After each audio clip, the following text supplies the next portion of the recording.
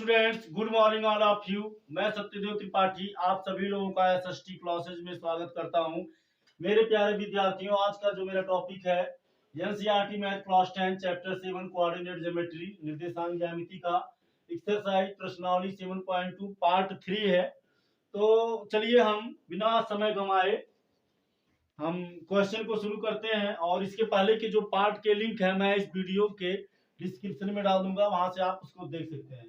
तो पार्ट 3 मेरा question number 7 से शुरू होता है।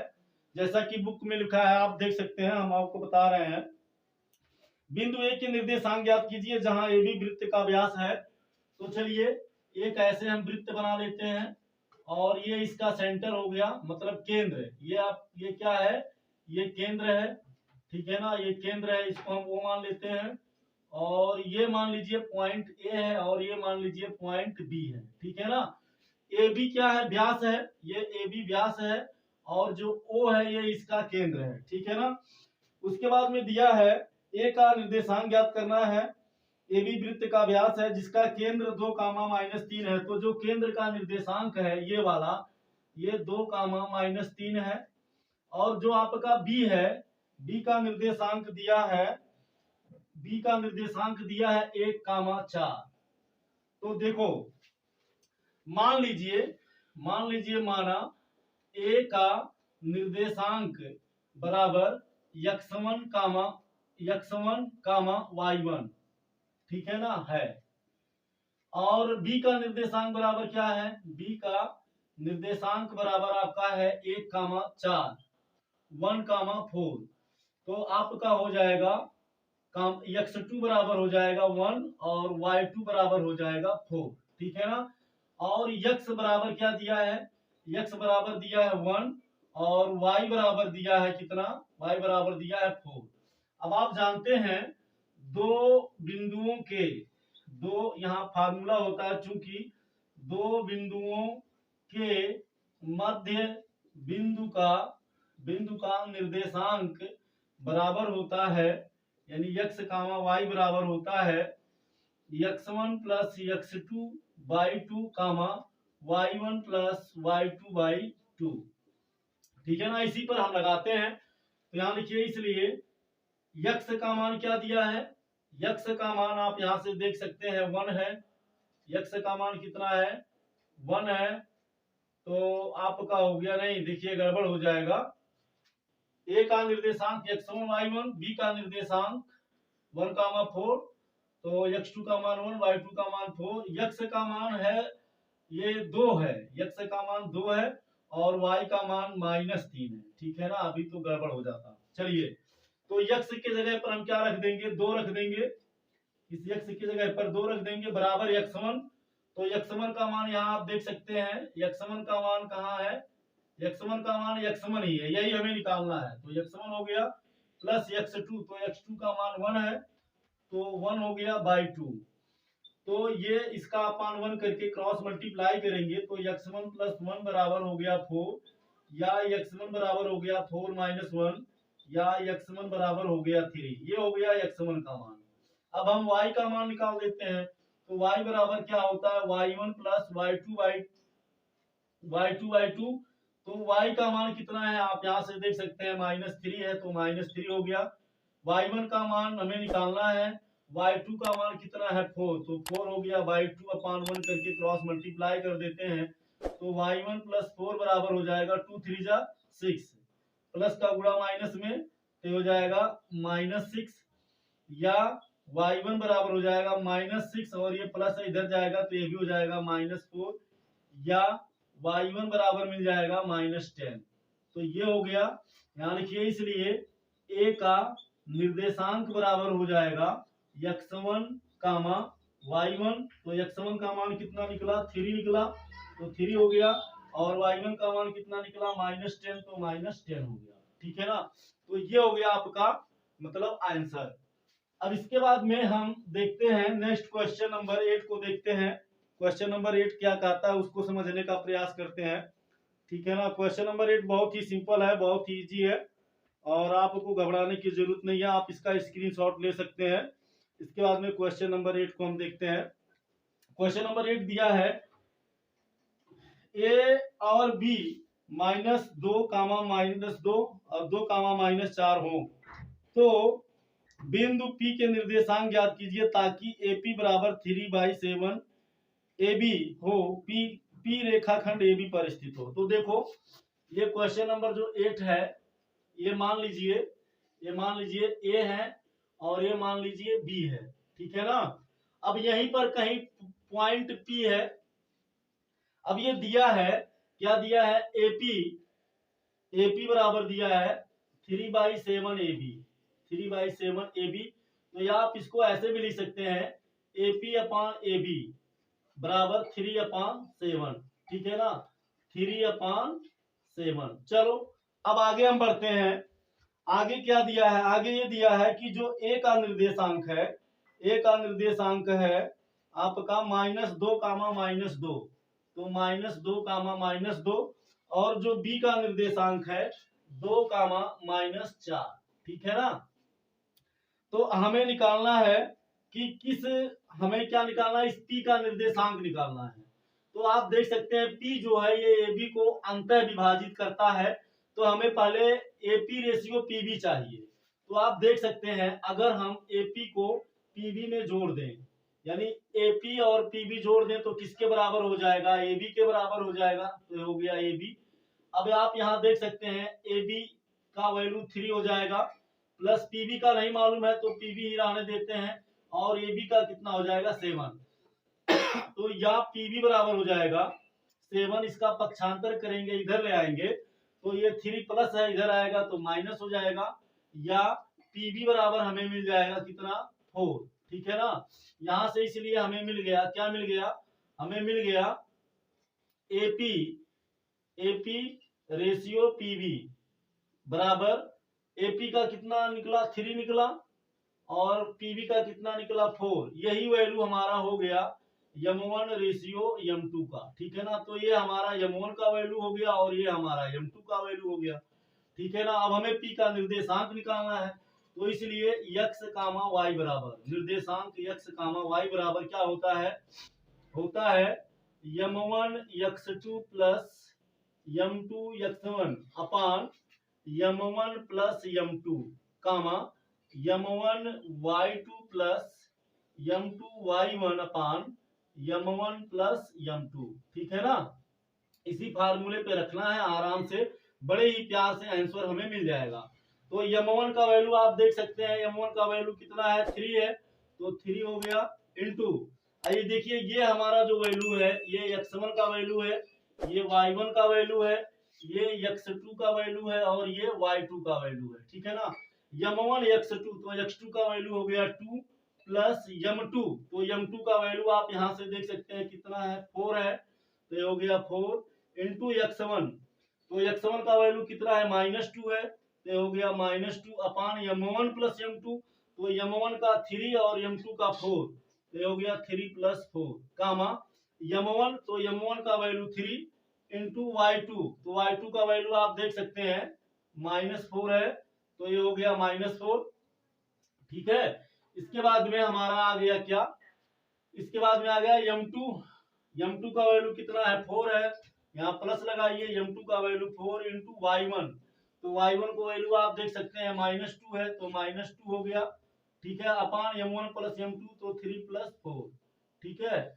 अब ये हमें मिल जाएगा 3 का मल्टीप्लाई 2 में करेंगे 6, प्लस का मल्टीप्लाई माइनस में -4 2 जा 8 अपान 3 को 4 में जोड़ेंगे 7 हो जाएगा, प्लस का माइनस में माइनस हो जाएगा, ठीक है ना। 3 का मल्टीप्लाई 4 में करेंगे तो 12 होगा, प्लस का माइनस में करेंगे तो ये भी क्या हो जाएगा माइनस हो जाएगा, और 4 का मल्टीप्लाई 2 में करेंगे तो कितना हो जाएगा 8 हो जाएगा, बाई 3 को 4 में जोड़ेंगे तो 7 हो जाएगा।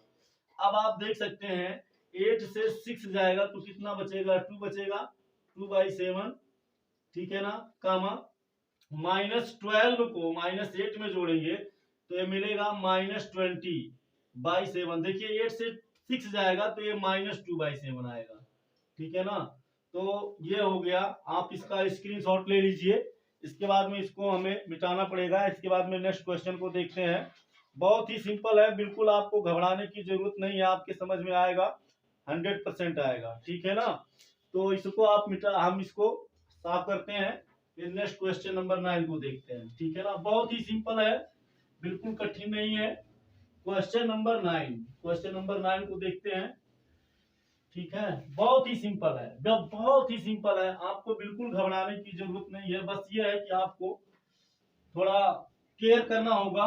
वीडियो को शुरू से अंत तक देखिए, समझ में आपके आएगा। और यदि आपको समझ में आता है, अच्छा लगा, तो अपने मित्रों में शेयर कीजिए, कमेंट कीजिए।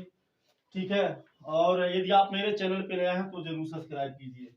क्वेश्चन नंबर 9 दिया है, बिंदुओं -a का निर्देशांक -2, b का 2, 8 को जोड़ने वाली रेखाखंड AB को 4 बराबर भागों में विभाजित किया जाता है।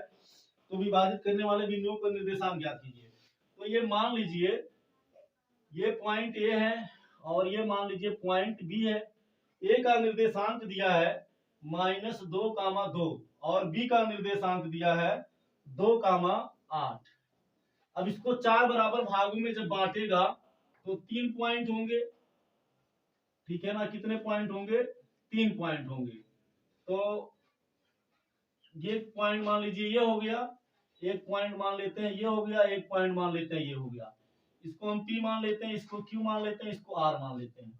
तो हमें PQR का वैल्यू निकालना है। तो देखो, पहले हम जब P का निकालेंगे तो A से P को लेंगे, फिर P से हम किसको लेंगे? B को लेंगे। ठीक है ना, तो पहले यहाँ वैल्यू निकालते हैं। x1 का वैल्यू -2, फिर y1 का वैल्यू 2, ठीक, फिर x2 का वैल्यू 2, फिर y2 का वैल्यू 8। ठीक है ना, ये हमारा वैल्यू निकल गया। अब जब हम पॉइंट P का निकालेंगे तो आप देख सकते हैं पॉइंट P में हमें मिलेगा AP रेशियो PB, यही ना। तो AP में सिर्फ एक भाग है तो 1 हो गया, और PB में कितने भाग हैं? 1 भाग, 2 भाग, 3 भाग, तो हो जाएगा 3। यही वैल्यू हमारा हो जाएगा m1 रेशियो m2 का, अर्थात हमें मिल जाएगा m1 बराबर 1 और m2 बराबर क्या मिल जाएगा? 3। तो P का निर्देशांक निकालेंगे तो x, y बराबर क्या मिलेगा? हमें मिलेगा अंतर विभाजित करने का सूत्र m1 x2 plus m2 x1 अपान m1 प्लस m2, कामा m1 y2 plus m2 y1 अपान m1 प्लस m2। ठीक है ना, इसी फार्मूले पे हमें रख देना है। तो m1 का वैल्यू कितना है? m1 का वैल्यू 1 हो गया इंटू x2, तो x2 का वैल्यू आप यहाँ से देख सकते हैं, x2 का वैल्यू कितना है? 2 है, तो 2 हो गया, प्लस m2 का वैल्यू कितना है? 3 है, तो 3 हो गया, इंटू x1, तो x1 का वैल्यू आप देख सकते हैं -2 है, तो -2 हो गया, अपान m1 प्लस m2, तो 1 प्लस 3, कामा m1 का वैल्यू आपका 1 है, इंटू y2, तो y2 का वैल्यू 8 है, फिर प्लस m2, तो m2 का वैल्यू आपका 3 है, इंटू y1, तो y1 का वैल्यू आप देख सकते हैं कितना है? 2 है, तो 2 हो गया, अपान m1 प्लस m2, तो m1 का वैल्यू 1 है, ठीक, m2 का वैल्यू 3 है। तो ये आपको मिल जाएगा। 2 में 1 का गुणा करेंगे 2, प्लस का गुणा माइनस में -6/4, कामा 8 का गुणा 1 में करेंगे 8, 3 का गुणा 2 में करेंगे 6/4। ठीक है ना, तो 6 में से 2 जाएगा तो ये बचेगा -4/4, और 8 में 6 जोड़ेंगे तो 14/4। ठीक है, अब इसको हम काटेंगे, 4 का 4 में डिवाइड होगा 1, प्लस का माइनस में माइनस, कामा अब ये 2 2 जा 4, 2 7 जा 14, तो ये हमें मिलेगा 7/2। अब हमें किसका निकालना है? Q का निकालना है। तो जब हम Q का निकालेंगे तो Q का निकालने के लिए हम A से Q को लेंगे, ठीक है, फिर Q से किसको लेंगे? B को लेंगे। तो AQ रेशियो QB, तो बराबर हो जाएगा। अब ये Q में भी देखिए 2 भाग यहाँ भी है और 2 भाग यहाँ भी है, तो हो जाएगा 2:2, तो डिवाइड करेंगे तो आएगा 1:1, बराबर हो गया m1 रेशियो m2, यानी m1 का भी मान 1 होगा और m2 का मान भी 1 होगा, चूंकि 2 का 2 में डिवाइड करेंगे 1 आएगा। अब आप भी देख भी सकते हैं, बराबर है, 2 इधर भी है, 2 पार्ट इधर भी होगा, 2 पार्ट इधर भी होगा। ठीक है ना, अब यहाँ लिखते हैं सो x, y बराबर, फार्मूला क्या है? यही फार्मूला है m1 x2 plus m2 x1 by m1 plus m2, और m1 y2 plus m2 y1 अपान m1 प्लस m2। ठीक है ना, अब देखो तो क्या है m1, तो m1 का वैल्यू 1 इंटू x2, तो x2 का वैल्यू आपका 2 हो गया, प्लस m2, तो m2 का भी 1 इंटू x1, तो x1 का वैल्यू आप देख सकते हैं -2 है, तो -2 हो गया अपान m1 प्लस m2, तो 1 प्लस 1 कामा m1, तो m1 का वैल्यू 1 इंटू y2, तो y2 का वैल्यू 8 हो गया, प्लस m2 का वैल्यू 1 इंटू y1, तो y1 का वैल्यू आपका 2 हो गया, बाई m1 प्लस m2, तो m1 का 1 m2 का 1। अब आप देख सकते हैं प्लस का गुणा प्लस में प्लस, 2 एकम 2, प्लस का माइनस में माइनस, 2 एकम 2, एक में एक जोड़ेंगे 2 हो जाएगा, 8 का गुणा एक में करेंगे 8, प्लस 1 का गुणा 2 में करेंगे 2, एक में एक जोड़ेंगे 2, तो ये बराबर मिल जाएगा, 2 से 2 जाएगा 0, 0/2 कामा 8 में 2 जोड़ेंगे 10/2। अब आप जानते हैं 0 में किसी भी अंक से भाग देने पर रिजल्ट कितना आता है, 0 आता है, तो ये 0 हो जाएगा, 2 5 या 10, तो इसलिए ठीक है ना, किसका निर्देशांक q का निर्देशांक बराबर क्या हो जाएगा 0,5। ठीक है, अब हमें किसका निकालना है, r का निकालना है, तो जब r का निकालेंगे हम तो a से r को लेंगे, फिर r से b को लेंगे, है ना, तो जब a से r को लेंगे तो आप देख सकते हैं इसमें 3 भाग आएगा, ap pq qr, तो यानी कहने का मतलब है ar रेशियो आर बी बराबर मिलेगा 3:1, और यही हो गया हमारा m1 रेशियो m2। ठीक है ना, तो यहाँ लिखते हैं इसलिए x कामा y बराबर, फार्मूला वही है, यही फार्मूला है, ठीक है ना, अंतर विभाजन वाला m1, तो m1 का वैल्यू हमारा क्या है 3 हो गया, गुणे x2, तो x2 का वैल्यू हमारा 2 है, प्लस m2 का वैल्यू हमारा क्या है 1 है, तो 1 हो गया इंटू x1, तो x1 का वैल्यू -2 है, तो यहाँ हो जाएगा -2 अपान m1 प्लस m2, तो m1 का वैल्यू 3, m2 का वैल्यू 1 कामा m2 m ठीक है, इसके बाद में ये हो गया m1 x2 plus m2 x1। अब आ गया ये वाला m1, तो m1 का वैल्यू 3 इंटू y2, तो y2 का वैल्यू हो गया 8, प्लस m2, तो m2 का वैल्यू 1 इंटू y1, तो y1 का वैल्यू कितना है 2 है, तो 2 हो गया बाई m1 प्लस m2, तो m1 का मान 3 प्लस m2 का मान 1।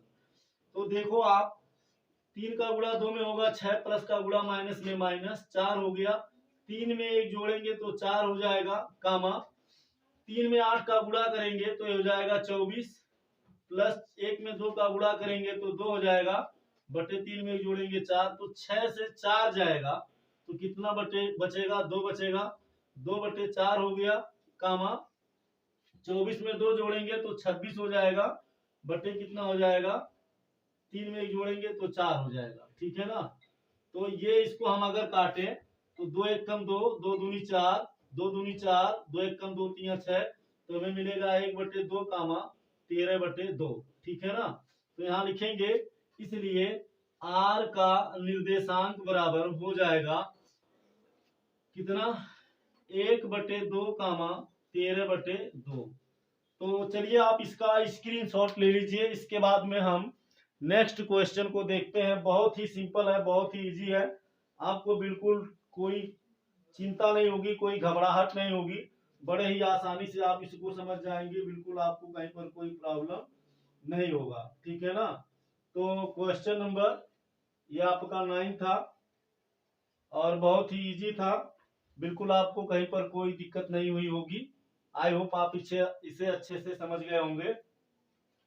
इसमें थोड़ा सा ये Q का m1, तो m1 का मान हमारा हो गया 3, m1 x2, तो x2 का मान 2 हो गया, प्लस m2 का मान 1 और x1 का मान -2, तो 3 2 जा 6 प्लस माइनस माइनस 6 में से 4 जाएगा 2, 6 में से 4 जाएगा 2/4, तो ये हो गया m1 x2, 1 मिनट रुकिए, तो m1 x2, तो x2 का मान हमारा कितना है m1 x2, तो x2 का मान 2 हो गया, प्लस m2, तो m2 का मान हमारा 1 इंटू x1 का मान -2 हो गया। तो ये हो गया, ये -2 है, 2 का गुणा 1 में करेंगे तो 2 आएगा। देखिए ये गड़बड़ हो जा रहा था, तो 6 से 2 जाएगा, कितना आएगा, देखिए माइनस का गुणा प्लस में माइनस, 2 का गुणा 1 में करेंगे 2, तो 6 में से 2 जाएगा तो 4, और 4 से 4 कट जाएगा, कितना आएगा, 1 आएगा। तो ये हो गया 1,13/2। ठीक है, चलिए नेक्स्ट क्वेश्चन को देखते हैं। क्वेश्चन नंबर लास्ट है इस एक्सरसाइज का 10। ठीक है, उसके बाद में ये एक्सरसाइज आपका खत्म हो जाता है। इसके बाद में नेक्स्ट एक्सरसाइज को नेक्स्ट टॉपिक में देखा जाएगा। बहुत ही सिंपल था। देखिए 10 को इसमें थोड़ा सा ध्यान देना है, सिंबल का और मल्टीप्लाइकेशन का, जोड़ घटाना है और कुछ है नहीं। थोड़ा सा केयर नहीं करेंगे तो गलत हो सकता है। एक सम चतुर्भुज, तो चलिए ऐसे एक सम चतुर्भुज बना देते हैं। सम चतुर्भुज आप जानते हैं कि सभी भुजाएं की लंबाई समान होती है लेकिन विकर्ण समान नहीं होते। सम चतुर्भुज है जिसका निर्देशांक दिया है 3,0, फिर दिया है 4,5, फिर क्या दिया है, फिर दिया है -1,4, फिर क्या दिया है, फिर दिया है -2,-1। इसका हमें क्षेत्रफल निकालना है। तो देखो इसको हम मान लेते हैं ए, इसको बी, इसको सी, इसको डी। तो देखो समचतुर्भुज का क्षेत्रफल, चूंकि समचतुर्भुज का क्षेत्रफल बराबर होता है 1/2 गुणे d1 गुणे d2। मतलब d1 का मतलब पहला विकर्ण और d2 का मतलब दूसरा विकर्ण। ठीक है ना, तो पहले हम विकर्ण निकालेंगे यानी AC की लंबाई, यानी कि इसलिए AC बराबर, तो A और C दो बिंदु हैं, और दो बिंदुओं के बीच की दूरी बराबर फार्मूला होता है √x2 - x1 का whole square plus y2 - y1 का होल स्क्वायर। तो यहाँ से इसका रूट निकाल देते हैं। तो ये हमारा हो गया x1, ये हो गया y1, ये हो गया x2 और ये हो गया y2। तो x2 का मान -1 माइनस x1 का मान हमारा 3 हो गया का होल स्क्वायर प्लस y2 का वैल्यू 4 माइनस y1 का वैल्यू 0, तो 0।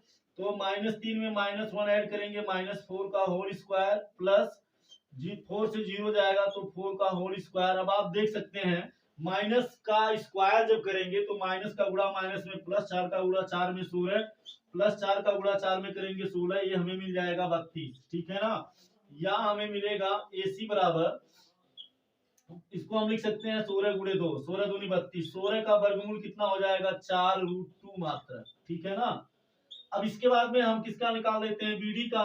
तो ये हो गया x1, ये हो गया y1, ये हो गया x2 और ये हो गया y2। ठीक है ना, यहाँ लिखिए इसलिए BD की लंबाई बराबर, तो BD की लंबाई बराबर, इसका भी वही सूत्र लगाएंगे, यही सूत्र, क्योंकि B और D दो बिंदु हैं और दो बिंदु निर्देशांकों के बीच की दूरी का सूत्र यही है। तो x2 का मान कितना है, -2 है, तो -2 माइनस x1, तो x1 का कितना है 4 है, तो 4 का होल स्क्वायर प्लस y2, तो y2 का हमारा कितना है -1 माइनस y1 का हमारा 5 है, तो 5 हो गया। -2 -4 -6 हो जाएगा का होल स्क्वायर, -1 -5 -6 का होल स्क्वायर।